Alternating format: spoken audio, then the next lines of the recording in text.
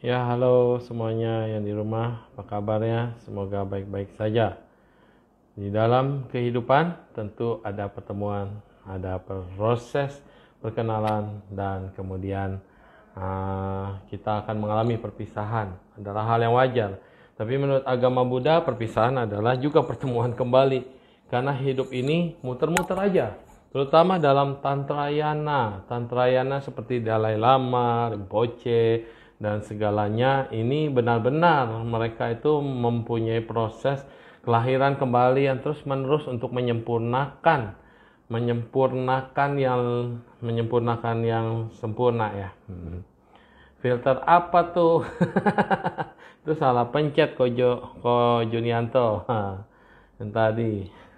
Ya, kita menyempurnakan kehidupan kita, menyempurnakan kebaikan kita, dan menyempurnakan hal-hal yang bermanfaat di hidup kita. Nah, demikian juga adanya. Wah, apa nih? Wah, salah pencet lagi. Kok jadi begini? Aduh, ini apa lagi? Kok Junianto nih? Ada Doraemon ya? Coba kalau Doraemon bagaimana? Oh ya, udah. Jangan aneh-aneh. Ya, oke. Kita undang kembali ya Julius. Kita undang kembali Jason Spencer.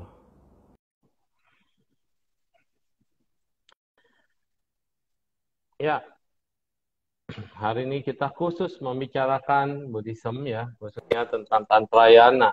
Jadi kita lebih mengenal, lebih dekat, dan terutama kita bahas tentang kelahiran kembali. Udah bagus tuh bro, nggak ada suara saya lagi double. Oke lah, Iya. saya pakai ini sih Ah, sekarang, Su. yes. Oke. Oke. Rupanya tadi temboknya itu anti ini, membal baliknya. Ya, Ya, hari ini kita bertemu dengan siapa ini? Rinpoche dari mana? Ya, kita kenalan dulu. enggak lah, Su. Silakan. Ya saya Jason Spencer. Kebetulan saya salah satu orang yang di Indonesia kebetulan melakukan atau menekuni praktik dari Vajrayana atau tradisi Tibetan Buddhis ya. Saya sih nggak bilang saya praktisi, karena kalau praktisi berarti saya anggap, maksudnya saya ngomong saya praktisi berarti mungkin saya anggap saya orang yang qualified gitu. Saya tidak merasa saya orang yang qualified juga gitu kan. Jadi ya kita di sini sharing-sharing aja, karena kebetulan Su ngajak sharing, dan saya kenal Su juga udah lumayan lama ya Su. Kalau nggak salah dari 2006 apa 2007 gitu. Iya, 2008 lah, baru pulang. 2006 aku masih di Dua- Taiwan. 2007 bukannya itu ya Su? Pas Relu di Oh, cukur. Spice. Iya kayaknya ada Su deh Liburan, sama kalau Su. liburan, ya betul. Waktu Ya. Kayak liburan pulang baru ke kenal sini, Su ke Taman 2007. Sari. Iya betul. Iya, betul. 2006 cukur. Yes, yang nangis-nangis satu wiara. Hmm. Iya bro, kan kita bicara tentang Tantrayana, spesifikasinya kita bicara tentang ribet ya, reinkarnasi atau reborn. Iya. Karena di Tantra itu eksis banget dikatakan, dan pencarian sampai kayak misalnya little children dicari betul-betul Hmm. anak yang dulunya titisan Iya. Rinpoche sebelumnya. Dan ini Iya. udah tradisi turun-temurun, bahkan yang terakhir yang menghebohkan itu yang kisah Osel. Osel yang di Eropa ya, Yang terakhir ada Eropa, 3 itu Osel, ya kalau lama nggak Osel. salah. Iya ya. Ya Little Buddha, yes, Little Buddha, Haha. betul, dari Iya. film Little Buddha. Nah, itu lama Osel cukup menggembleng banget dan sampai heboh gitu karena dibikin film. Iya. Nah, jadi kalau di Katolik juga sebetulnya para santo itu kan juga sama. Tidak mungkin para santo itu lahir dari awal nol gitu lalu kemudian menjadi santo. Karena track recordnya pasti selalu di jalan spiritual. Sama seperti Rinpoche atau lama gitu kan. Nah, kayak gitu. Oke, Mungkin kita nggak bedanya gini bahas ya. kita nggak bahas yang di sana, kita bahas di yang kita aja dulu supaya kita lebih paham lagi mengerti apa sih tujuannya untuk reborn atau lahir kembali Oke. penyempurnaan. Jadi sebenarnya kalau kita mau lihat ya, mungkin di dalam Buddhis kita nggak ada yang namanya predestinasi, Wah, ataupun ada lundup tuh. Ada nggak ada yang lama namanya, lundup Dorce. nggak tahu itu. Lama lundup kan? Ya. Saya nggak gitu ingat Su itu siapa. Jadi gini, kalau misalnya Iya. kita ngomong di agama lain, ada yang namanya predestinasi ya. Jadi Hmm. orang itu lahir akan gimana, kemudian mungkin ada sesuatu Tuhan atau dianggap sosok yang Tanda-tanda. maha kuasa atau yang lebih tinggi yang menghendaki orang ini nanti jadi begini, begitu, dan sebagainya gitu kan. Yes. Kalau di Mm-mm. Buddhis, Ada kita tanda-tanda. mau ngomong enggak gitu loh, enggak ada hal seperti begitu. Cuman kalau kita mau bahas mengenai Buddhis ya, jadi secara umum kalau saya, karena kan akhir-akhir ini lagi anget nih, terutama di Hmm. internet, di sosial media, ada yang menganggap bahwa, oh, Buddhis yang otentik itu hanyalah yang saya anut, atau hanya tradisi saya, kemudian di luar itu nanti dianggap sesat dan lain sebagainya. Kini kalau kita mau lihat berdasarkan dari Dewan Sangha Dunia ya, World Buddhist Sangha Council, kan Hmm. mereka mengakui adanya dari Riana. tradisi, ya adanya Theravada, Mahayana, dan juga Vajrayana atau yang Wajrayana. disebut Yes. Tantra ya. Dan itu kan Ya. di dalam sana pun saya pernah cek sekali, waktu itu ada perwakilannya semua. Jadi kalau mau Mm-mm. cek, sebetulnya yang namanya Tantra atau Vajrayana itu bagian dari Mahayana. Jadi Mahayana. Betul. kalau kita mau bagi dari pengelompokan 9 tingkat atau 9 kelas tantra, pasti diawali dengan 2 Hinayana yang disebut sebagai uh, Prateka Budayana dan Srawakayana, terus kemudian selanjutnya 7 lainnya adalah masuk jalan Mahayana. Jalan Mahayana umum satu, kemudian jalan Mahayana esoterik atau jalan tantra itu ada 6, 3 termasuk tantra luar dan 3 termasuk tantra dalam gitu ya. Maksud saya adalah apapun alasannya, tantra adalah bagian dari Mahayana gitu. Dan di dalam Iya. setiap kita punya latihan pun ada yang namanya tekad atau sumpah bodhicitta atau tekad bodhisatwa gitu. Jadi kalau kita mau Mm. ngomong mengenai kelahiran kembali, ujung-ujungnya adalah kita mesti lihat bahwa mereka yang atau para guru ataupun misalnya dibilang lama ya, lama sebetulnya adalah lafal Tibet dari guru. Jadi ketika diterjemahkan ke dalam bahasa Tibet mereka sebut sebagai lama. Artinya ketika seseorang lama ataupun guru yang sudah memiliki realisasi, mereka itu lahir dari kekuatan tekad ya. Jadi istilahnya kalau di Yes. term Chinese Buddhist mereka akan bilang Yen Li, lahir dari kekuatan tekad, bukan lahir dari Pakaian. Yeli atau lahir Yanli. berdasarkan daya karma ya. Jadi mereka, Yes. karena kenapa? Kita ngomongnya Uh, rada universal, bro. Banyak oke yang oke nggak oke kenal Buddhism juga. Jadi oke karena oke. di sini beragam, jadi banyak yang nggak ngerti lu ngomong apa dari tadi gitu kan bahasanya. Ya, Oke kalau oke yang oke. Buddhis sih Sorry sorry. paham, yang non Buddhis bingung nanti. Ya, oke Oke lanjut. oke. Jadi kalau kita mau ngomong di agama tetangga ada yang namanya predestinasi gitu ya. Kalau di dalam Buddhis kita Hmm. nggak ada predestinasi. Jadi semuanya Hmm. adalah berdasarkan tekad. Tekad yang seperti apa? Tekad. Kalau di bahasa ya di bahasa Buddhis kita sebutnya tekad bodhisattva ataupun tekad bodhicitta. Tapi kalau di bahasa umum guru-guru saya mereka sering bilang gitu loh. Jadi pada saat teaching mereka sering bilang yang namanya bodhicitta, yang namanya tekad bodhisattva itu not other or not different than love. Mereka sering bilang seperti itu. Jadi itu adalah cinta gitu loh. Tekad Tekad mereka itu bodhisattva adalah cinta. ya Jadi kalau karena Buddhis mereka memiliki cinta untuk semua makhluk, maka mereka ingin lahir kembali ya. Jadi untuk mereka ingin lahir cinta. kembali untuk karena mereka punya cinta kepada semua makhluk gitu. Jadi Yes. mereka ingin Oke. lahir kembali dan bertekad untuk bagaimana caranya istilahnya dengan suatu pencapaian mereka dari suatu hasil praktik atau realisasi yang telah mereka miliki itu bisa memberi manfaat buat makhluk lainnya gitu. Katanya kejauhan, majuan dikit biar suaranya dekat katanya. Pakai Si mic ya? Aling kupingnya, iya, Oke kupingnya oke. dia kurang dengar. Kalau gue sih udah kenceng banget suara lu. Apa itu body kita, Bro Jason? Coba Jadi katanya. kalau misalnya kita ngomong bodhicitta ya, jadi secara Mahayana ataupun Secara general Wajrayana, aja. secara Ya, biar secara bahasnya gampang. maksudnya adalah sama gitu ya. Secara umum bodhicitta itu Mm-mm. sebetulnya ada 2 tekad dibagi.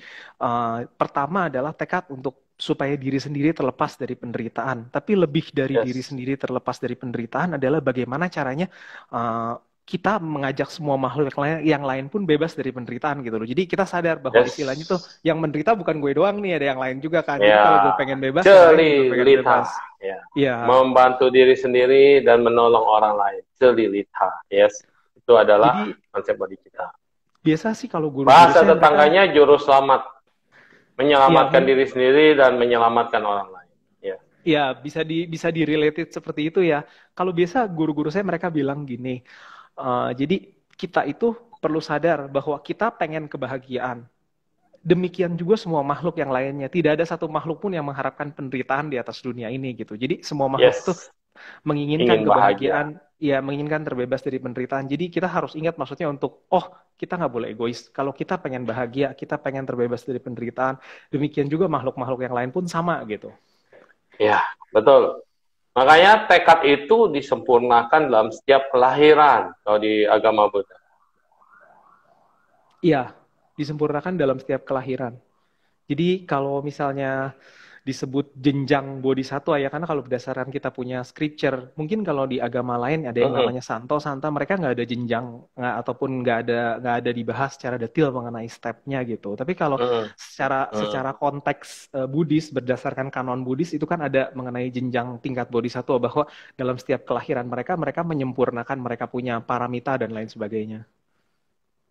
Kalau di Katolik itu ada dari kayak misalnya Romo biasa, pastor biasa, lalu naik ke uskup, kardinal, terus naik ke atas sampai paus gitu istilahnya. Sama. Kalau Itu di ya trackingnya juga menurut saya bukan tracking yang datang begitu saja, karena untuk menjadi sosok manusia besar juga membutuhkan sesuatu yang luar biasa besar juga, sehingga bisa kepilih pengabdian, penghayatan, dan mereka betul-betul memiliki kapabilitas untuk itu.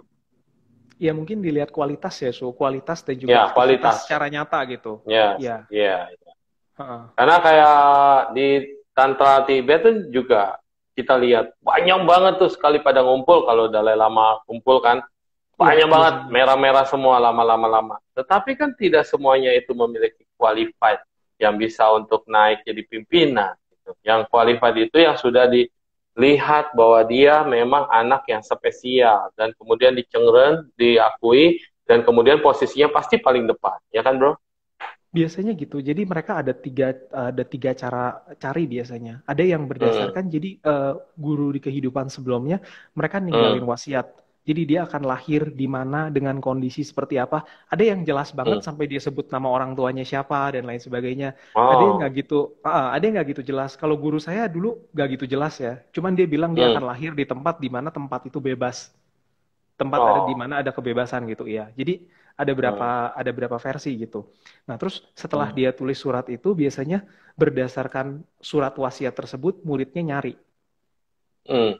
Dia pergi misalnya kalau yang sampai jelas banget dia tinggal ikutin surat itu misalnya oh rumahnya ada tanda apanya gitu terus orang tuanya Ya, siapa. kita pengen tahu cerita ini bisa lebih detail ya. Cerita Mm-mm. tentang ini. Misalnya sebut satu kasus saja dulu ya, biar kita paham gitu proses Mm-mm. pencarian itu kayak gimana. Terus dari ninggalin wasiat, bahkan dia tahu kapan dia akan meninggal. Kapan dia akan meninggal, nanti meninggalnya bagaimana, upacaranya harus gimana, sampai nanti Oh, penemuannya dan sampai oke. dibawa ke Dalai Lama. Boleh Oke. satu kasus dulu, iya, oke. Jadi kalau meninggalnya gimana su biasanya gini. Biasanya ketika mereka itu mereka akan melihat ya karena balik lagi mereka menetap di dunia itu bukan karena mereka punya kemelekatan terhadap Karena, samsara ataupun mereka tuh betah iya, di sini bukan tapi karena mereka punya iya, tekad bodhisatwa tadi gitu untuk karena mereka iya, punya cinta dan mereka punya tekad bodhisatwa untuk memberi manfaat buat makhluk lain yang ada di samsara yes. gitu ya. Nah, terus dengan dasar tekad itu kemudian mereka memilih untuk menetap atau terlahir kembali karena biar gimana pun kita manusia, kita punya tubuh fisik, punya tubuh manusia dan Hmm, tubuh manusianya kadang udah sakit, udah renta iya. atau bagaimana gitu. Biasa adalah mereka dengan kebijaksanaan mereka, mereka akan melihat uh, kelahiran saya yang sekarang mungkin tidak terlalu bermanfaat dan saya perlu tubuh yang baru atau di tempat yang baru untuk memberi manfaat bagi banyak makhluk gitu. Jadi Yes. kalau memang mau nyari yang udah terkenal mungkin ada ya kayak ceritanya Kundun Dalai Lama di Kundun. filmnya Hmm, ada ataupun hmm. kalau pengen tahu mungkin ada yang namanya Brilliant Moon. Ini ada teman dari Malaysia, halo, namanya Jason juga. Oh, Brilliant. sama ya si Jason. Iya. 99, eh, Sin Jason. Yes, jadi how are you, eh, ada brother?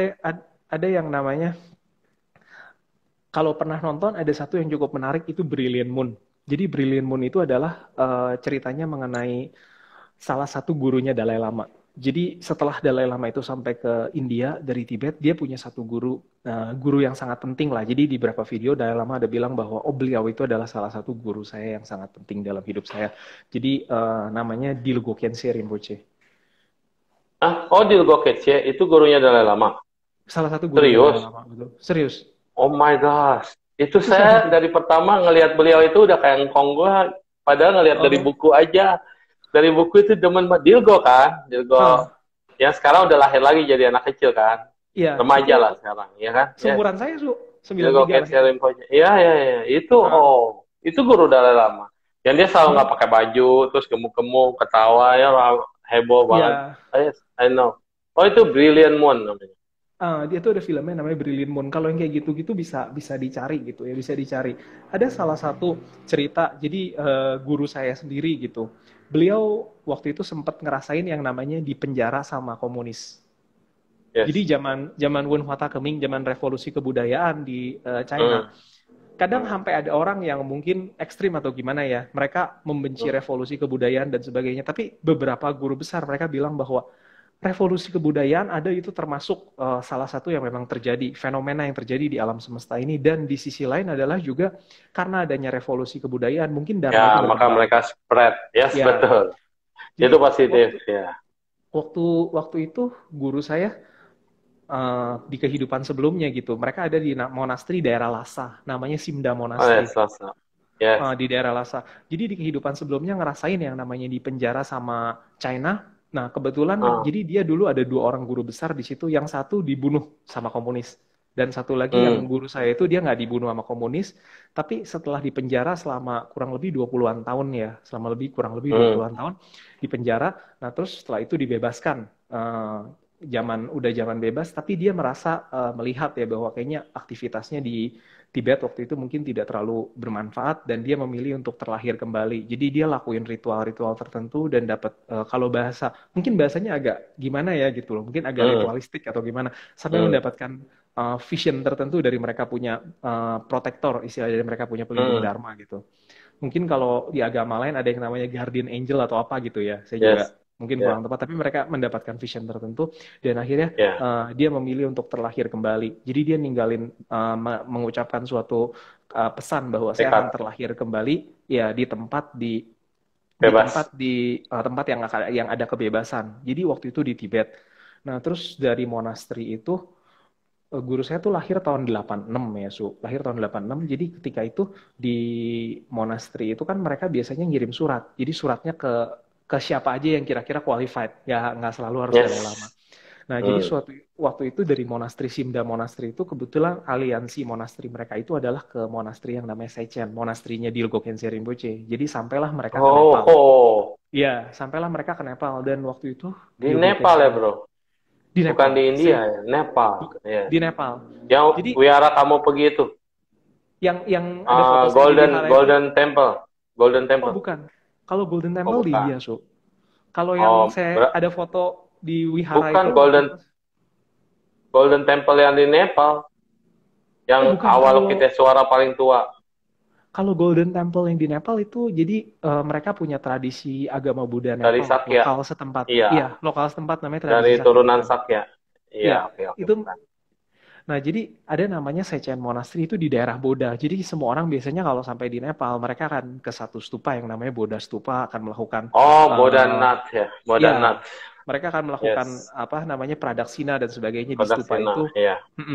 Jadi di daerah sana tuh banyak monasteri Tibetan. Salah satunya ada yang namanya Sechen Monastery. Jadi kalau kalau Oh, hitungannya wow.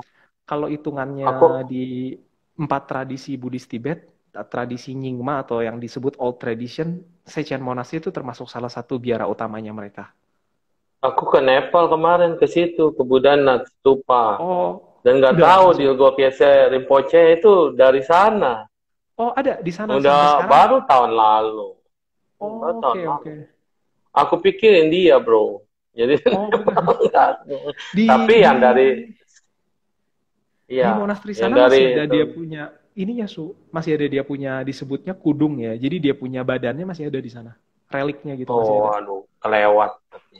Oke, Jadi lanjut, lanjut. intinya sampai ke beliau, jadi utusan dari Tibet tuh sampai ke beliau dan nanya, guru saya ada di mana gitu sekarang, bisa nggak saya request kepada Kyabje Dilgo Khyentse Rinpoche untuk recognize. Dan waktu itu Dilgo Khyentse Rinpoche bilang, anak ini sudah lahir, ada di sebelah timur Nepal. Jadi guru saya itu Getok Rinpoche, yaitu lahirnya di Solokumbu, di salah satu daerah pegunungan Himalaya di sebelah timurnya Kathmandu gitu, sebelah timurnya Nepal.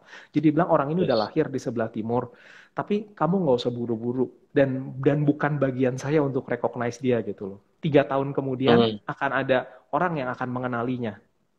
Hmm. Jadi dibilang 3 tahun kemudian akan ada orang yang recognize. Oke, setelah Hmm. setelah itu lewat, kemudian karena waktu pas guru saya itu dia lahir di keluarga ini juga, so kalau di Tibetan Buddhism itu sebenarnya mirip ya. Kalau misalnya Mahayana yang namanya praktisi Dharma itu nggak harus menjadi biksu, Iya. ya kan ya, nggak harus Bodhisattva menjadi juga bisa ya. bodhisattva juga bisa gitu, nggak harus Caica menjadi, Cucia ya, betul. ya Ada gitu umat kan. juga, ada biksu juga, iya. Nah, di Tibetan Oke, pun sama. Jadi kebetulan lahir di keluarga praktisi Dharma. Praktisi Dharma ya. yang bukan biksu gitu. Yogi lah gitu Hmm. istilahnya kalau di sana. Yogi. Nah, lahir dan anak ini dari kecil, dari umur 2-3 itu udah hobinya pegang-pegang barang ritual segala macam. Pegang kayak lonceng lah, apa mainan begitu dari Ya, waktu masih kecil kayak gitu. Saya pernah kayak dikasih lu lihat lah. fotonya gitu. Enggak sih, saya waktu kecil belum main begituan. Tapi eh, jadi dari kecil udah main alat ritual dan sebagainya. Terus kemudian papahnya dia ngirim ke salah satu biara di India, namanya biara Mindroling. Nah, terus Ya, dikirim dari ikut Nepal dikirim dari dari Nepal. Kathmandu dikirim ke India. Yes. Dari daerah di pegunungan Himalayas Ya, itu dikirim ke India. Terus ya, yes. eh, India. dibilang sama sama jadi ini zaman sekitar gurunya ini tahun 90-an ya, 90-an. Terus Ya. dia apanya Yenji-nya parinirwananya itu 2006. Oh, baru ya. Eh, di Mindroling Monastery namanya Minding Trichen Rinpoche. Jadi waktu dibawa ke sana dibilang kan dia bilang kan anaknya mau jadi biksu terus mau minta blessing gitu. Mau minta blessing terus dia bilang Minding Trichen Rinpoche dia bilang oke, kembali lagi besok. Nah, jadi anak itu udah ditaruh Oh, di wihara, masuk di kamar biksu biasa, begitu besok dapat biasanya masuk monasteri selalu dikasih ini. Dikasih kan kalau orang Katolik atau Kristen ada yang namanya baptis ya. ya, Ada yang betul. namanya baptis, terus kalau misalnya, jadi Hmm. ada inisiasi atau ritual tertentu untuk Inisiasi. meresmikan, oh orang ini masuk agama ini gitu kan. Jadi Iya, kalau di Buddhis, begitu masuk biara, biasanya kalau di Tibet mereka pasti kasih Wisuditi Sarana gitu. ya. Nah, waktu waktu waktu kasih Wisuditi Sarana waktu itu ke guru saya, kemudian dikasih nama Tulku Namdak Choing Rinpoche. Tulku Namdak Choing namanya. Tulku itu artinya incarnated lama. Jadi guru yang berinkarnasi gitu Hmm. kan. Ah, Jadi yang kalau depannya namanya Tulku itu pasti reinkarnated lama ya, ya. itu Oh, oke, oke. istilahnya kalau sebutan gitu loh, inkarnatif lama kan Hmm. mungkin kalau misalnya di Mahayana ada sebutan Changlao dan lain sebagainya gitu kan. Kalau di sana ada sebutan Tulku artinya inkarnatif lama. Tulku. Nah, Oke. terus udah gitu papahnya bilang, lah anak saya kan anak biasa bukan Tulku. Terus Rinpoche yang recognize itu bilang, anak kamu Tulku, biaranya dari sini di Tibet. Langsung Udah, terus ketahuan. langsung ketahuan. Dia udah, Ya. terus udah selesai begitu. Belakangan akhirnya biasanya karena ada tradisi bahwa Dalai Lama itu dianggap sebagai buat orang Tibet ya, Ya, Dalai Lama itu adalah ya. pemimpin mereka, rajanya Di- mereka dan mereka anggap itu sebagai Avalokiteswaranya mereka gitu ya. Jadi mereka Hmm. pasti ada bikin recognize biasanya. Maksudnya Dalai Lama kasih recognize. Nah, terus suatu ketika setelah di biara tadi di biara Mindroling itu kira-kira sampai umur 14 dari umur 6 kalau nggak salah. Sampai Hmm. umur Ya. sampai umur 13 atau 14 cukup lama lah beberapa tahun. Nah, terus kemudian karena aliansinya dulu monasteri dia di Tibet dengan Sechen suatu ketika jadi kita punya holiness yang sekarang namanya Sechen Rabjam Rinpoche. Jadi penerusnya Dilgo Khyentse Rinpoche ngambil jadi anak ini dibawa ke Sechen Monastery dalam suatu kesempatan dan kebetulan di situ ada satu orang dari Tibet juga yang memang dikirim untuk istilahnya untuk ngerawat anak inilah gitu. Jadi kebetulan ketemu dengan Dalai Lama dan kemudian Dalai Lama tanya, kamu ngapain ada di sini gitu. Terus udah gitu dia bilang, oh iya saya lagi mau nyari Tulku anak ini. Terus dia bilang udah ketemu. Oh akhirnya Dalai Lama kasih surat recognize juga gitu. Oke. Mereka punya sistem begitu, cuman bedanya gini, kalau orang suci reinkarnasi Tibetan, mereka karena kelahiran orang suci, jadi istilahnya orang bilang ada sebab dari sebelumnya, jadi akhirnya dilakukan yang namanya recognize atau pengenalan dan kemudian dilakukan yang namanya ritual pentahtaan ya, ritual naik tahta enthronement dan kemudian akan diberikan training yang berbeda. Jadi guru saya dulu kadang pernah bilang gitu bercanda gitu dia bilang kayaknya kita nggak punya karma baik yang cukup deh lahir jadi tulku katanya. Kenapa? Karena setiap hari disetrap waktu zaman sekolah. Ada bandel juga ya. Semuanya anak-anak yang ada di sana Iya, gitu iya, setiap iya. hari disetrap. Jadi bisa Iya. ngafalin teks gitu. Disuruh hafal sampai jam 2 pagi, jam 3 pagi, kadang tidur cuma Wow. sejam, besok harus bukan kerjaan manusia lah gitu. Bener-bener istilahnya nggak ada kayak anak-anak lain. Sedangkan dilihat biksu biasa semuanya tidur enak nyantai gitu kan. Kalau malam makanya mereka bilang kayak karma baik kita nggak cukup ya katanya, makanya lahir kayak begini.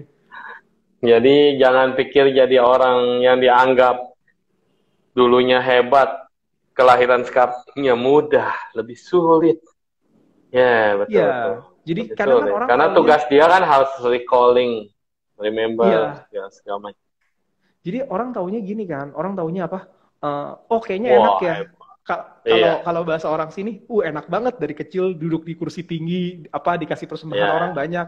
Mereka nggak tahu maksudnya capeknya tuh kayak apa dan training mereka tuh juga jauh lebih berat daripada trainingnya orang biasa gitu. Ya, ya, lanjut. Jadi udah dikenalin dan kemudian training dan kemudian pengukuhannya itu nggak ada kayak yang ngambil-ngambil barang-barang lagi yang milik dia yang lama ya. Itu ada berapa versi. Jadi nggak selalu harus begitu. Kalau kita nontonnya film Daya Lama atau film Kundun akan begitu. Oh, akan dilihat dia ngambil Hmm. apa gitu kan. Tapi nggak selalu Ya. pakai cara gitu. Cuman yang pasti ada Hmm. ritual enthronement. Jadi di orang itu ditaruh di satu monasteri, biasanya ada guru-guru besar dan kemudian dia ada kursi tahta Hmm. gitu yang sama atau lebih rendah dikit gitu, dia akan naik ke sana gitu. Dan diresmiin, oh hari ini saya melakukan pentahtaan untuk guru inkarnasi atau tulku yang ini gitu. Biasanya seperti itu. Yes. Iya, betul. Jadi kalau itu kan dari Tibetan, bro. Kalau misalnya Iya. kayak kita-kita gini nih, yang dulu Heeh, Buddhism Nusantara, yang heeh. dulu pernah jadi para biksu mungkin dulu di sini, Heeh. para lama atau para rinpoche, nggak ada yang nyariin tuh, bro. Tergantung ya. Kayaknya karena ada berapa kemungkinan tuh. Maksud saya adalah gini, ada kemungkinan bahwa mereka hanya berinkarnasi di tempatnya mereka. Karena kalau di tempat lain pun mungkin orang bule atau orang Indonesia, anaknya diambil ke monasteri masih kecil itu mungkin akan keberatan. Akan Iya. keberatan ke satu. Kedua, tapi ada beberapa case di Taiwan, Su. Hmm. Ada yang orang Taiwan asli, tadinya dosen atau apa gitu loh, Hmm. akademisi lah. Kemudian dia, Hmm. tapi nggak dikenali dari kecil, so setelah usia Hmm. cukup besar, jadi ada orang tuh bisa lihat juga aktivitas dia ngajar apa segala macam terus dikenalin ada di Taiwan. Hmm. Orang Indo, kamu ya? Enggak lah su, enggak enggak lah su, saya mah enggak su, biasa aja. Iya, iya. Iya, Di maksud ada saya di Barat juga ada. sayang kita kan Atisa saja pernah ke Nusantara. Atisa Oh pernah ke iya. Sriwijaya gitu. Guru-guru besar ada di sini. Candi di Jambi itu candi peninggalan yang luar biasa. Penasaran nih gitu. Masa sih nggak ada orang Indonesia? At least orang-orang besar yang dulunya lahir di Indonesia gitu. Cuman kalau saya Dalam sih ngelihatnya, penelusuran ini. kalau saya ngelihatnya gini ya, Su, kadang namanya kita bilang mereka lahir itu berdasarkan kekuatan tekad bodhisatwa gitu loh. Ya. Jadi Hmm. mereka punya cara terampil mereka. Kadang ada Hmm. guru-guru besar yang istilahnya punya pencapaian tinggi dan mereka tuh sebetulnya nggak mungkin nggak mau lahir lagi karena kenapa? Kita baca doa aspirasi kita setiap hari waktu puja, termasuk salah satunya kita punya doa aspirasi Sukawati gitu ya. Itu ada tekad bahwa oh setelah saya mencapai tempat tersebut, semoga saya mengirimkan Lahir. perwujudan atau penjelmaan emanasi yang jumlahnya tak terhingga banyaknya ke samsara ini gitu loh. Ya. Itu kita baca tiap hari gitu. Jadi nggak mungkin istilahnya saya nggak apa sih nggak mau saya tuh nggak mau Lahir kembali. lahir lagi atau apa nggak mungkin. Tapi ada Iya. beberapa guru yang karena mereka mau menunjukkan bahwa orang itu dilihat dari aktivitasnya, bukan dari gelarnya, bukan dari nama besarnya. Jadi kemudian mereka meninggalkan wasiat bahwa saya tidak akan pernah jadi tulku istilahnya, nggak akan pernah lahir kembali dan jangan ada yang cari inkarnasi saya gitu loh. Ada beberapa case yang kayak gitu. Iya, Jadi betul. apakah Ada. mungkin mereka lahir lagi? Mereka bisa lahir dari yang lain dan kadang kemunculan mereka pun juga eh, biksu biasa tiba-tiba jadi seperti itu gitu loh. Karena Ya. kalau kita mau ngomong pada akhirnya kalau kita anggap bahwa mereka punya pencapaian tinggi, oh nggak heran mereka tulku. Akhirnya mungkin orang akan punya mindset atau stereotip bahwa bukan berarti kita tidak menghormati guru yang berinkarnasi, tapi maksudnya kadang mereka melakukan aktivitas tertentu untuk menghindari jangan sampai umat itu punya stereotip bahwa kita mah nggak bisa apa-apa karena kita itu Ah, bukan siapa-siapa gitu loh. Bahkan hmm. guru-guru besar zaman dulu, karena ada guru saya yang lain juga yang ngomong seperti ini, dia bilang coba kamu pikir, dia bilang guru-guru besar di Tibetan zaman dulu seperti yogi-yogi seperti Milarepa dan sebagainya, mereka bukan tulku loh. Jadi jangan Iya, nganggap bahwa kamu hanya menganggap guru yang berinkarnasi gitu. iya, Yang dilihat itu dari aktivitas mereka, dari apa yang mereka lakukan, pencapaian, realisasi dan sebagainya gitu. yes, oke. Jadi boleh dikatakan penting atau tidak penting, tapi yang dilihat kelahiranmu sekarang, apa yang kamu jalani dan apa yang kamu capai, itulah yang paling penting ya, dibanding dengan Iya, melacak yang sebelum-belumnya dan dulunya siapa. Kadang-kadang bisa jadi kesombongan, kadang-kadang bisa jadi belenggu juga loh. Kalau dia, misalnya tiba-tiba kita dianggap sebagai maha guru gitu ya, tiba-tiba perlakuan jadi berbeda. Terus tiba-tiba semuanya, wah orang jadi kayak gimana gini sama kita. Kayaknya merintangi juga sebetulnya kalau dalam pelatihan ya. Kalau kita iya. nggak kuat, ambruk bisa kita. Mungkin ada efek-efek kesananya, bisa ada efek-efek kesananya juga gitu kalau kita nalar secara kita punya logika ya, Su, gitu kan. Iya. Dan memang Hmm. memang dari tradisinya pun yang ada gitu. Mungkin ini nggak tertulis di buku, tapi di biara-biara besar biasanya mereka ada tradisi untuk. Jadi kita punya cara penurunan ajaran ada tiga. Biasa disebutnya Wang Longtri. Jadi Wang itu abiseka atau inisiasi. Maksudnya Hmm. adalah guru itu memberikan mereka punya wisdom, memberikan mereka punya Hmm. wisdom mind kepada murid gitu. Terus ada yang namanya transmisi, jadi teks-teks yang nggak pernah putus dari zaman dulu tuh dibaca, muridnya dengar, duduk di situ dengar sebagai simbol bahwa dia tuh terima gitu loh. Hmm. Dan yang ketiga itu instruksi, jadi cara penekunan praktek, meditasi dan sebagainya. Ada tiga itu. Biasanya orang terima ajaran lengkap di biara-biara besar gitu, yang kasih pasti guru yang udah tua. Nggak pernah guru yang masih muda gitu loh. Biasanya nggak pernah. Karena buat mereka adalah orang yang udah umur, let's say 50-60 ke atas, itu ada tradisi bahwa itu akan kelihatan kualitasnya seperti apa dari muda sampai sekarang gitu. Iya. Udah dari kecil masuk monasteri sampai tua gitu kan. Iya, Luar betul. biasa. Jadi istilahnya mereka Merinding akan lihat sebetulnya kalau. silanya seperti apa istilahnya. Kalau orang kan biasa ngecek mungkin Ya. kalau bahasa bahasa umum di Indonesia, oh biku ini menjalankan winayanya atau silanya atau praktek aturan-aturannya seperti apa. Tapi kalau seperti itu akan jelas gitu. Oh, orang ini seperti ini gitu. Oke, ada pertanyaan nih. Oh, ada Ame nih. Ame juga praktisi tantra nih. Ame Wajrayan. Hey bro, apakah para lama atau rinpoche itu serius? Atau mereka sebenarnya santai? Atau relax? Atau kayak maksudnya karena bilang kalau senyum harus sebatas tumpit, nggak boleh lebar-lebar, ketawa nggak boleh gede-gede. Tapi kayaknya yang merdeka batinnya malah happy aja tuh kayaknya. Betul nggak? Betul, karena kalau kalau mau ngomong ya kita yang namanya bagian dari Buddhis ya, mungkin bahasannya lebih ke Buddhis. Tapi anyhow banyak teman-teman saya termasuk mereka yang dari Hindu mau belajar Buddhis pun mereka bisa terima dengan hal ini. Jadi mereka merasa bahwa oh lebih kelihatan yang namanya ceca ya, leluasa gitu. Nggak, ya Jadi lebih kelihatan bahwa santai. orang yang punya batin, realisasi batin itu mereka punya kehidupan itu nyantai dan gak ada beban gitu loh. Mau senyum ya senyum, mau ketawa ya ketawa. Ya, Jadi karena dianggap segala sesuatu nggak itu dibuat kuat. realisasi, iya bukan di fisik. Jadi bagian dari istilahnya kalau kita bilang bagian dari jalan Mahayana itu segala sesuatu lebih merujuk ke batin ya. Ya, tuh. Kayak kemarin itu waktu kita ke India, nggak sempet Hah? ketemu Karmapa kan. Han harus janjian dan segala macam. Tapi ketemunya di mana? Di Mall India, Starbucks. Karmapa lagi Starbucks. Pakai sepatu skate biasa, terus kita langsung deket gitu, langsung deket banget. Terus ya saling tetap menghormati aja. Ya udah santai banget tuh, kagak pakai ini, cuma protokolernya banyak memang. Ya Iya, artinya karena ya memang karena, karena kita cuma lihatnya gimana ya? di panggung doang kan. Iya, kalau Panggung cuman bedanya syuting. kalau guru yang terkenal banget protokolernya banyak su betul kadang-kadang. Banyak, Maksudnya betul. kayak yang Mm-mm. awal atau apa. Karena kan kadang Ya, dari pemerintah negara setempat juga bisa dikasih pengamanan pun bisa loh menghindari resiko-resiko ya. tertentu ya. Heeh. Mm-mm. Ya, artinya kok cucai banget, biasa aja gitu. Nggak ada Iya, kayak sombong atau lagi, nggak ada biasanya. Dan justru yang menarik dari Dilgo Khyentse Rinpoche itu ketika aku lihat pertama kali pegang bukunya dia, senyumnya itu loh, kayaknya wah kakek yang sangat wisdom banget. Terus oh cucai banget gitu. Wah, pokoknya begitu lihat aja udah langsung meresap.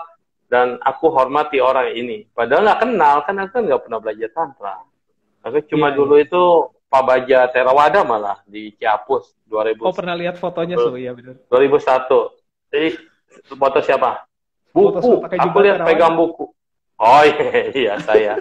Nah itu waktu lagi Pak Baja kan saya dari dulu nggak kenal Mahayana dan nggak kenal Tantra gitu. Jadi pada saat kita Pak Baja tidur siang, ini tidur siang, lagi tidur siang mimpi ketemu Dalai Lama dengan pasukan banyak banget merah biku-bikunya yang samping kanan kirinya itu turun dari atas, sedangkan aku mau naik eskalator, mereka turun dari atas, rame banget sampai aku takjub ngeliat. Terus papasan kan, papasan Hmm. di eskalator itu, lalu begini, terus dari lama ngeliat gitu, turun gitu. Akhirnya aku sampai atas turun lagi. Begitu turun lagi, di ting ininya, diaduin kepala gitu, terus dibilang come to my place. Tapi aku bukan ke India, malah ke Fokwangsan, Taiwan, bro. Oh, nggak apa-apa lah, so. Iya, Ya, dia bilang come to my namanya, place. Jelas nam- banget siang hari bolong, mimpi seperti itu dan bahaya banget. Dan waktu di Fokwangsan itu di Taiwan, nah ngelihat bukunya Dilgo Khyentse Rinpoche itu, kan tebel ya, lumayan sih, tapi banyak foto-foto ya, lebih banyak foto hmm. dan sejarahnya hidup dia. Ini baru pegang aja udah Oh, bergetar dan kemudian, wah ini kayak menemukan sosok kakek gitu, bener-bener kayak kakek gitu. Terus baca, wah makin kagum. Itu sosok biku pertama selain Dalai Lama yang malah aku kenal. Kan apa malah dulu belum kenal oh. gitu, Tapi belum sebetulnya tahu. ya, Gitu. Hmm. mungkin kalau gelar atau apa gitu, Karmapa dan Dalai Lama itu gelar yang sangat tinggi gitu. Jadi dari tradisi dari tahun 1000 sekian selama ratusan tahun sampai sekarang itu gelar yang sangat tinggi. Dilgo Khyentse Rinpoche itu inkarnasi yang muncul belakangan gitu loh. Kalau dilihat dari sejarah ya. Cuman Hmm. dilihat dari aktivitasnya, Dilgo Khyentse Rinpoche itu jadi bisa dibilang yang punya ajaran paling banyak itu beliau. Jadi beliau tuh ngumpulin ajaran dari semua tradisi, khususnya sesampainya di Nepal ya, ketika establish di Nepal. Ketika ada tradisi yang udah mau putus, nggak ada lineage holdernya, beliau akan terima ambil supaya nggak putus untuk ngasih ke orang. Wow, Jadi semuanya nggak pernah putus dan bahkan banyak guru-guru tradisi lain, Kagyu dan lain sebagainya, itu murid beliau. wow, wow, Ya. amazing. Ya, oke. Dan kadang kenapa akhirnya saya milih untuk ngikut tradisi beliau karena saya bisa merasakan salah satu ya ini mungkin perasaan pribadi lah ya, tapi saya bisa bisa istilahnya feel the taste of non sectarian gitu. Yes, Iya. itu dia. Baru dapat nih dari Bante, tulisan buku dari Bante siapa ya? Tadi di grup ya, bahwa bahwa ternyata ya Winaya sama aja, nggak ada perbedaan. Makanya dikatakan kita ini jangan jadi fanatik sempit gitu. Oh, Sekte-sekte kalau apapun sebetulnya sama winayanya, tidak ada perbedaan. Kalau Winaya Biksu sama Su. Jadi saya kebetulan orang yang suka nyari tahu beginian gitu ya, entah iseng entah Hmm, gimana hmm, gitu. Jadi hmm, eh, kalau Winaya, saya lupa versi Theravada namanya sistem Winayanya apa gitu. Kan jumlahnya hmm, 227. Sedangkan kalau Mahayana hmm. kan namanya Dharma Guptaka. Kenapa jadi Nah, Dharma 250 kan? Guptaka. Dengan Ya, 227 ada yang dicabang jadi 230 plus 20 aturan tidak wajib menjadi wajib gitu kan. Sedangkan kalau iya, untuk Winayanya versi Tibetan yang saya pernah tahu tuh namanya Mula Sarwastiwada jumlahnya 253. ya Kurang lebih betul sama. betul. Termasuk Ya itu. ketika upasata seperti Cai Capgo atau apa mereka ada harus lakuin pratimoksha dan sebagainya sama Su. Hmm, Saya diceritain bahwa bahkan ketika ketika itu zaman dulu guru saya yang cerita ya, ketika di Sechen Monastery dulu ada saat ketika Ceit Capgo gitu ya kalau bahasa kita, mereka namaskara hmm, ke biksu, tapi biasanya biksu tuh nggak mau karena dianggap tulku itu orang besar, mereka nggak mau terima dia punya namaskara, jadi biasanya kepala yang jadi kenpo atau jadi kepala wihara gitu, mereka yang namaskara. Jadi terima. karena walaupun mereka berinkarnasi tapi secara winaya gitu loh, yang ini lebih senior Hmm, gitu. yes, betul. Ya, ada Anthony tradisi Wijaya yang mau kayak gitu. nanya nih. Ini Anthony Jambi bukan? Oh, Iya, Anthony Anthony Jambi. Wijaya silakan. Mau tanya? Ya, kalau ada yang mau Iya, nanya itu silahkan. bukunya Bante Sujato, bro, yang tadi saya kirim. Kita Sekte-sekte dan sharing-sharing paham aja. sektarian. Ya, Biku Sujato. Dia meneliti banget sampai akhirnya kalau kita terjebak sampai antara sekte, akhirnya kita jadi salah gitu. Ternyata penelitian dari semuanya itu ya kita jangan lagi terjebak dengan antar sekte karena itu hanya akan menyempitkan kita. Bahkan sekarang nih aku lagi belajar mengembangkan cinta secara universal. Makanya Dalai Lama berkata, agamaku adalah agama cinta. Dan itu menarik. Yang tadi kamu bahas, bahwa Oh body cinta iya, itu cinta. betul. Karena guru-guru saya pun gitu ya, Eh, Mm-mm. ada yang saya pasang foto di IG. Kalau pernah ada yang buka lihat IG saya ada satu foto sama satu kelihatan biksu yang udah rada tua gitu loh. Itu beliau ngerasain yang namanya di penjara sama komunis 20-an tahun. Yang sama Sekarang udah kamu umur, begitu. iya, Yang, sekarang udah oh, umur yang dekat 80-an. dipegang begitu. Iya, Yes. itu ngerasain di Oke. penjara komunis 20 tahunan lebih. Dan dia karena beliau tidak pernah berpolitik, jadi nggak pernah dapat restriction dari Cungko. Sampai Hmm. sekarang pun bebas kalau mau ke monastri dan lain sebagainya. Bahkan ketika Hmm. dia pernah menceritakan penjara komunis itu seperti apa sih gitu kan. Karena itu bukan Ya, main-main loh istilahnya penderitaannya gitu. ya. Di TV kalau nggak salah atau di mana gitu. Tapi Cina nggak pernah kasih restriction ke beliau ataupun ke biaranya karena tidak Mm-mm. berpolitik gitu ya.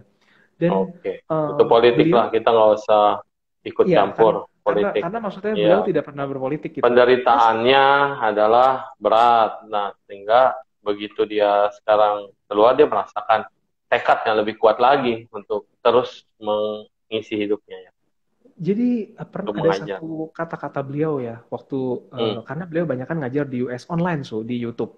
Banyak tiap minggu Oh, masih ada. Jadi ada orang bertanya mengenai tirtika. Jadi setiap agama lain kan punya julukan untuk kaum di luar agamanya, termasuk di Buddhis ada julukan mengenai tirtika dan sebagainya. Ada satu kata-kata hmm. beliau yang saya suka. Jadi beliau bilang, soal filosofi, soal teori itu urusan cendekiawan dia bilang. Itu Yes. urusan praktisi yang maksudnya mendalami Bahas teori. filosofi, bahas Iya. teori, debat dan lain sebagainya. Itu bukan Yes. urusan kita dia bilang. Oke. Buat kita urusannya adalah praktek dan dia bilang, bagi saya menghormati sebagai sangha bukan hanya mereka yang beragama Buddha, tapi pemuka agama lain Yes. pun kalian harus menghormatinya. Nah, itu dia. Ini dia maksudnya ya, aku tadi udah bilang begitu. Kayak misalnya di pemuka-pemuka agama lain juga banyak banget orang-orang holiness yang kita bilang yang is holiness gitu ya. Yang mereka menjalani hidupnya seperti Mother Teresa yang mengorbankan waktunya, mengorbankan jiwanya, mengorbankan materinya untuk melawan orang lain. Juru selamat lah bahasanya. Jadi di dunia ini banyak banget. Cuma mungkin karena kelahirannya di mana, dan mereka tetap jalur treknya adalah sebagai rohaniawan, gak bakal lari dari itu. Dan kita memang harus menghormati itu semua sebagai orang yang luar biasa kadang-kadang. Mereka kadang-kadang Iya, hatinya lebih besar, mahaya, lebih maha daripada mahayana. betul betul. Istilahnya gini ya, mungkin saya kadang sering diskusi sama temen ya, karena saya kebetulan 12 tahun sekolah Katolik. Jadi dulu TK Hmm, 2 tahun Kristen, terus 12 tahun tuh 6 tahun sekolah Santa Maria, sekolah yang ngelolanya suster ya kan, terus 6 tahun lagi hmm, hmm, Canisius, sekolah yang ngelolanya pastor gitu. Jadi hmm, anyhow 12 tahun sekolah Katolik. Kadang kita diskusi waktu zaman istilahnya kan kemarin sempat sempat waktu bahas topik saya bilang gimana cara kalau misalnya kita bahas topik religion versus komunisme. Sebenarnya bukan kenapa saya bisa pikir topik itu. Kadang-kadang buat saya hmm, ada orang yang setelah memilih agama tertentu itu jadi kayak komunis ya, Maksudnya gini, komunis kan sama rata sama rasa, benar gak? Jadi mereka hmm, menganggap bahwa di luar agama gue tuh nggak ada kebenaran. Sedangkan mereka tuh hmm, orang membenci komunis, tapi sebenarnya kelakuannya ya kayak komunis gitu loh. Yang bener hmm, cuman gue doang, yang semua orang harus sepaham dengan gue gitu istilahnya. Yang lain di hmm, luar itu bukan gitu kan. Waktu itu saya sering diskusi sama teman. Lama-lama kelamaan gitu. Mungkin pas masih muda kita sering ya bahas yang namanya istilah orang bilang tuh proud to be Buddhist. hmm. Kan orang sering bilang Yes. jangan sampai tidak berbangga kamu sebagai seorang Buddhis gitu loh, proud to be Buddhist. Hmm, Somehow ada sampai tahun-tahun tertentu di mana akhirnya saya ngeliat proud to be Buddhist, so what gitu loh.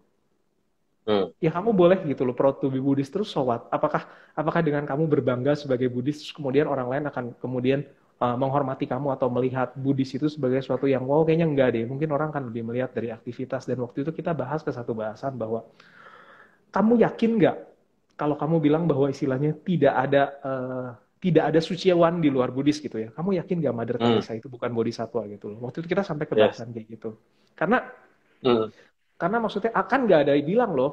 Saya nggak tahu ya karena saya risalah atau teks yang saya baca mungkin sedikit ya. hmm. Tapi saya tidak merasa pernah menemukan risalah yang mengatakan bahwa bodhisatwa itu pasti Buddhis. Yes. Iya. Nah, Kan ajaran Dharma aja untuk manusia dan dewa. All is Iya, human being. Iya. bahkan Nggak bahkan ada ada di dibilang salah, ajaran Buddha hanya untuk umat Buddha aja. iya Dan betul. mereka yang dari lahir, dari kecil, yang melatih jalan bodhisattva juga udah kebaca tracknya gitu. Tanpa harus Dan diakui itu adalah bodhisattva. Tidak kadang melakukan kejahatan, berbuat banyak kebaikan, menolong semua makhluk, mencintai sesama. Nah, kata yang terakhir itu mencintai sesama tanpa pilih-pilih. Ketika kamu berada di komunitas A, tapi kamu bisa berarti buat banyak orang, bukan hanya untuk komunitasmu.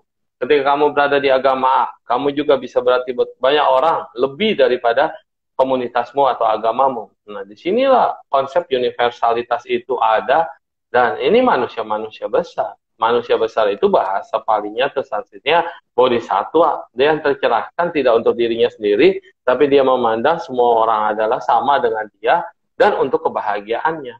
Karena aku iya, bertekad untuk membahagiakan diriku dan keluargaku. Aku bertekad membahagiakan semua makhluk. Aku bertekad membahagiakan mereka tanpa kecuali. Dan bahasa ini yang luar biasa. Dan ini semua orang di dunia ini pasti ada yang seperti itu. Kayak contohnya kita lihat Mahatma Gandhi. Ya, itu juga sosok yang simple, humble, luar biasa.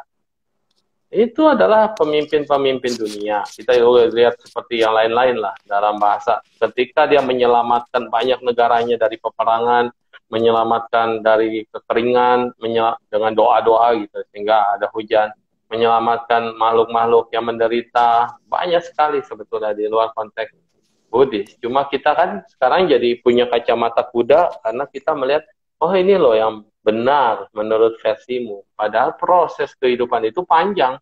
Hari ini lu lahir misalnya, maaf, hari ini lu lahir di Thailand.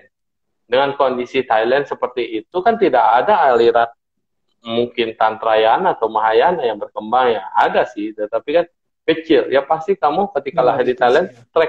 trackmu akan pasti track sebagai rohaniawan dan mungkin kamu menjadi lumpo atau orang suci di situ.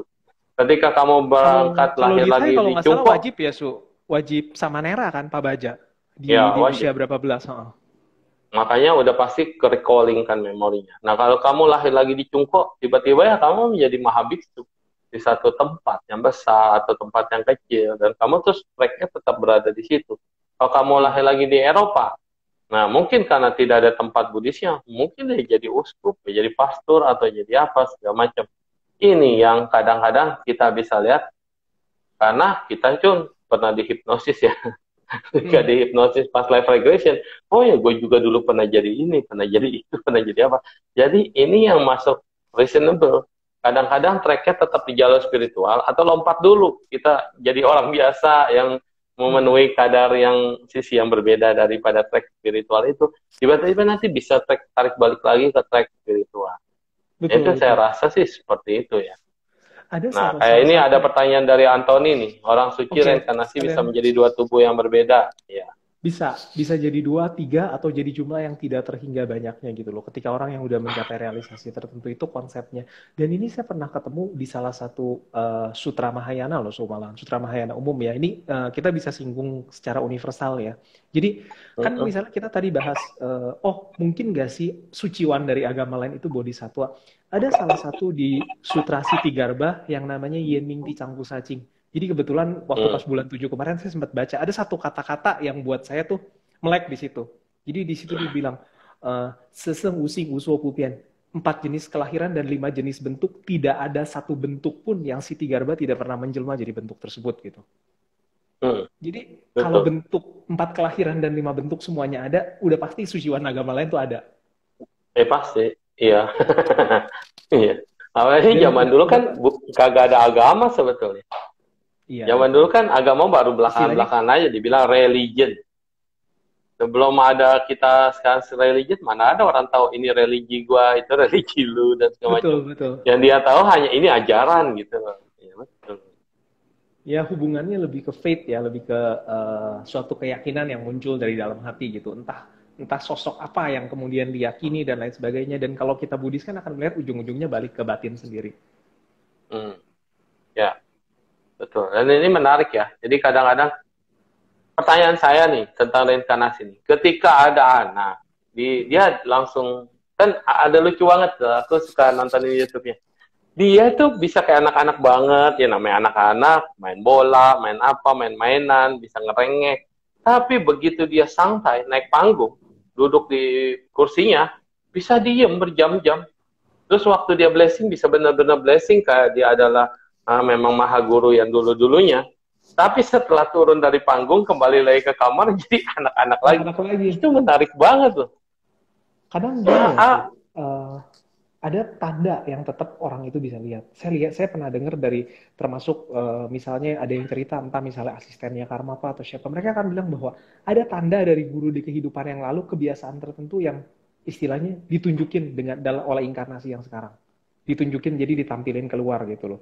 Ada juga yang tanda-tanda misalnya cara dia makan, cara dia apa atau cara ngapain kadang ada yang sama gitu loh. Dan kalau soal kalau yang saya sendiri lihat secara nyata ya, istilahnya karena suka ada yang ngomong gini, kebetulan guru saya tuh ada 20 lebih gitu total, dan ada satu guru yang dekat sama saya yang benar-benar saya ikutin, salah satu itu kan inkarnasi yang tadi saya ceritain gitu ya, dari monasteri di Tibet dan sebagainya, itu umur nggak terlalu tua, beda sama saya 7 tahun di atas saya gitu. Banyak orang yang kemudian wondering gitu loh, lu nggak salah milih guru masih muda banget dan lain sebagainya dan lain sebagainya. Tapi ada yang beda gitu loh. Kalau buat saya pribadi, maksudnya cara dia pembawaan, cara dia apa gitu loh. Dari pembawaan orang itu ada hal yang menunjukkan bahwa dia punya mind atau dia punya batin itu, dia punya kondisi batin itu beda sama orang biasa. Ada hal yang istilahnya buat kita tuh kok kayak begitu bisa gitu loh, kurang masuk akal gitu. Ada hal tertentu. Walaupun mungkin itu adalah dalam keseharian santai ya. Santai maksudnya ya. Alam bawah sadar. Iya. Alam bawah sadar, bro. Jadi semua ini memang connecting people. Sebenarnya nggak usah bahas lah ya. Kita bahas yang ini aja dulu. Sebenarnya kalau misalnya seseorang punya tugas lahir di dunia, tahu nggak sih dia dulunya apa? Kan nggak tahu kan. Nah, tapi begitu dia perjalanan batinnya terus beranjak, kok arah gua nih nggak sama dengan orang lain. Orang lain senang-senang, happy-happy ke arah duniawi, saya kok kebalikan. Orang lain rame-rame seru-seru yang ikutin, saya kok kebalikan. Orang-orang bilang kayak laki-laki, ngerokok itu adalah laki-laki. Dia bilang, saya tidak merokok. Itu misalnya. Nah, terus kalau minum-minum itu gagah, dia bilang, saya nggak bisa minum. Jadi akan selalu harusnya nggak sama dengan orang umum pada lain. Tapi ada yang bilang, orang yang kayak gini biasanya gampang dibully. Gampang dikata-katain, gampang diapain. Tapi dia bisa bertahan dari bullying itu, dan dia menunjukkan bahwa dia sosok yang tidak sama dengan yang lain.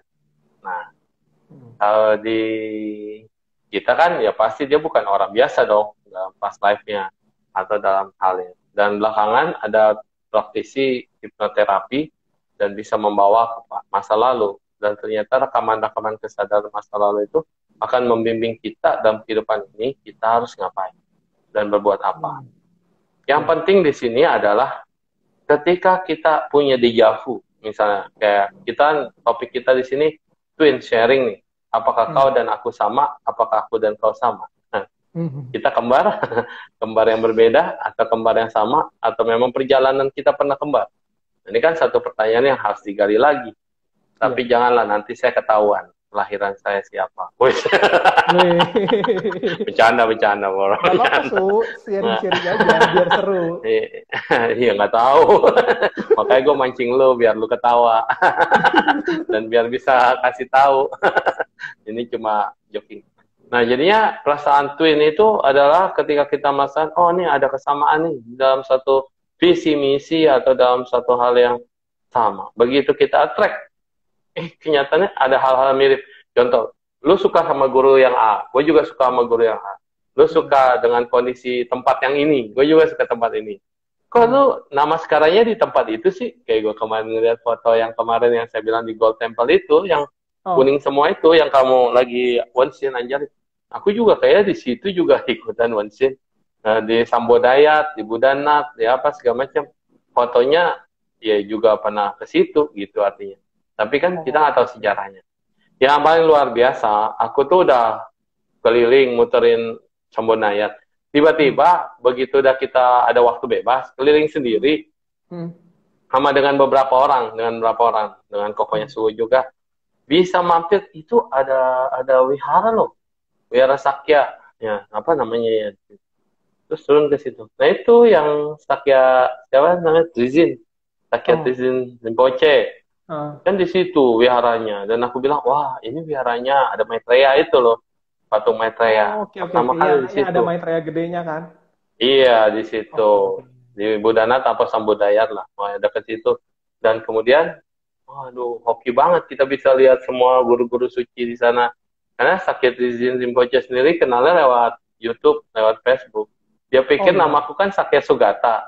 Hmm. Sakya Sugata, kirain turunan lineage dia. Iya, soalnya kan Kan Sakya gitu. padahal kan Sakya itu udah muncul dari apa sih, nama biksu kan semua pakai se gitu kan, sejak punya se gitu Iya, kan. Jadi Secia, iya. Jadi heeh. udah kenal dari sana, ngikutin dan segala macam. Kan mereka kan bawahnya kan kain putih kan. Nah, ya Iya. itu. Jadi emang tempat-tempat yang kita kunjungi itu adalah suatu hal yang mungkin baru ini kita pergi ke sana. Tetapi sampai di sana tuh wow banget gitu tempat ini, dan ada kenangan yang tersendiri. Ya itu. Iya. Makanya kenapa banyak orang di jauh. Kita baru kenal nih. Oh kayaknya udah lama banget sih kenalnya.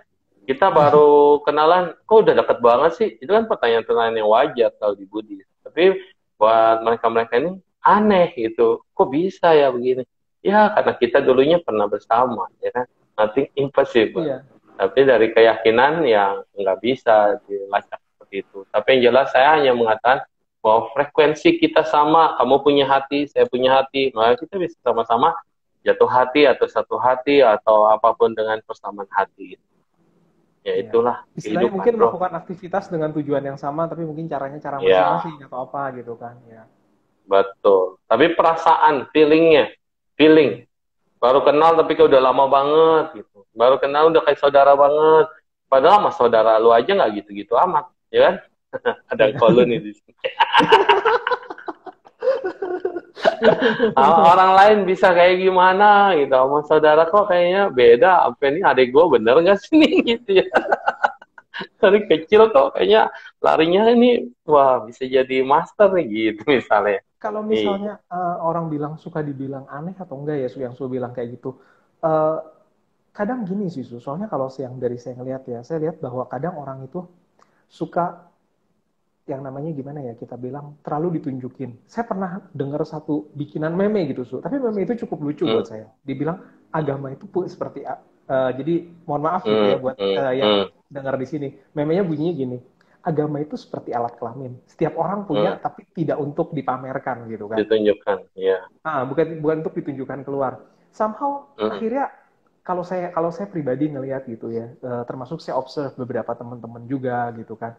Kadang hmm, ada saat di mana mungkin kita suka menunjukkan sesuatu, dan kadang yang bikin orang itu ilfil adalah kalau kita tuh terlalu menunjukkan sesuatu yang sifatnya religius atau apa itu keluar, dan ditunjukin banget bahwa kita mau menunjukkan bahwa gue religius banget, padahal akhirnya itu hal yang bukan diterima, hal yang bisa diterima orang. Contoh gitu, yang biasa saya lakukan kadang kan, sambil ngerjain PR saya suka sambil pegang tasbih ya, pegang mala gitu loh. Buat hmm, saya terlalu masukin tangan ke dalam tas, karena kenapa, ini bukan hmm. Kathmandu gitu, ini Jakarta. Kalau di Hmm. mall kayak Iya, begitu, di luar kayak gitu, pokoknya diliatin orang udah pasti aja, atau eh, dianggap sinting gitu kan. Maksudnya ya, kita pun mesti berusaha yang namanya nyesuaiin dengan tempat, situasi, dan kondisi gitu loh. Kalau istilahnya kita nggak mau dianggap orang itu dianggap sebagai makhluk aneh. Itu poin hmm, penting gitu ya kalau buat saya gitu loh. Terus kedua, ada saat-saat di mana kalau kalau misalnya pengalaman saya pribadi ya, Su, ada saat-saat di mana istilahnya mungkin kita hobi ngebahas hal-hal yang kayak gitu loh, hal spiritual atau apa. Tapi at the end gitu loh, buat saya ngerasa bahwa bahasan ya bahasan, itu teori gitu loh. Apakah kita bisa terapin ke hidup kita atau enggak, itu hal yang kedua. Dan pada akhirnya orang mau ngerasa kita aneh atau kita bagaimanapun, ada saat-saat di mana mungkin orang akan bisa ngelihat kita sesuatu yang beda atau enggak, itu dari kita punya yes, pandangan dan dari kita punya tindakan yang mungkin lebih nyata gitu. Kalau ya. saya ngelihatnya kayak gitu. Oke, thank you semuanya. Di sini udah habis juga waktunya, sangat cepat sekali. Mungkin nanti next time kita sambung ya dengan hal pembahasan yang lebih seru lagi. Terima kasih atas waktunya, dan kalau ada kata-kata kami di sini yang salah, mohon maaf karena ini pengetahuan. Pengetahuan itu bisa di-open, boleh dipegang, boleh tidak percaya, ambil yang bagusnya, buang yang jeleknya. Dan terima kasih. Salam Terima, semuanya, bahagia terima kasih selalu. semua semuanya. Amitabha.